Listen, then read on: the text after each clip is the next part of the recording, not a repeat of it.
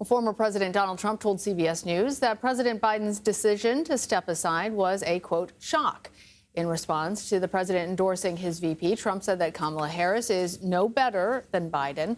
He's taken to his social media platform to criticize Biden and say that the next debate with the Democratic nominee should be held on Fox News instead of ABC. And CBS News' political director, Finn Gomez, joins us now for more on the Trump team's reaction. So, Finn, how much does Biden's exit actually complicate the Trump campaign's goals?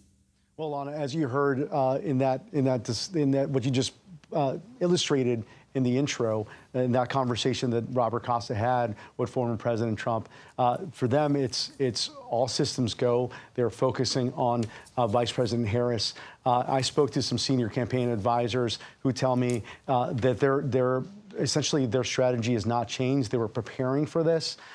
Some of our reporting from the last couple of days indicates that they have not only some ads in preparation for Vice President Harris moving to the top of the ticket. They also have Oppo research.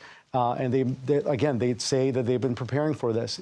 During that week of that Atlanta debate, June 27th, they released an ad against Harris. And they have said privately that they believe that this could have been a possibility, and therefore they had prepared for this possibility. And as you said, as Trump told Robert Costa, they believe that she is no better than him, and they also said that there's not much daylight on the policy positions of President Biden and Vice President Harris. And we heard Vice President Harris in those first public remarks trying to spin that as a positive thing, talking about the legacy of accomplishment that President Biden had. I'm wondering what more you can tell us about how the Trump's campaign strategy is actually changing, because as you said, we saw how they started picking up their attacks against Vice President Harris. Do we know anything more about how things might actually change in a more substantial way? Well, Lana, the dynamic does change, especially on some key issues.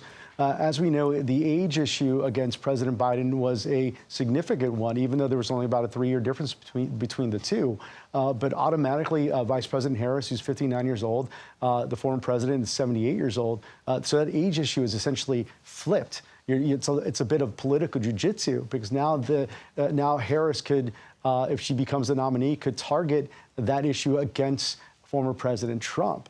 So that's one. Also, she's been a big voice on reproductive rights, something that she's been central for the campaign up until this point. And that's something that will be likely more pronounced. It's something that could possibly appeal to women voters, suburban voters, some perhaps independent voters in those crucial battleground states.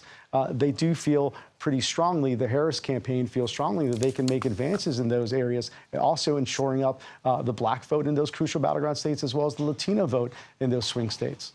All right, and we do know that Republican vice presidential nominee J.D. Vance will be holding a rally in Ohio today. Look forward to getting your take on that a little bit later. Finn Gomez, thank you. Thank you.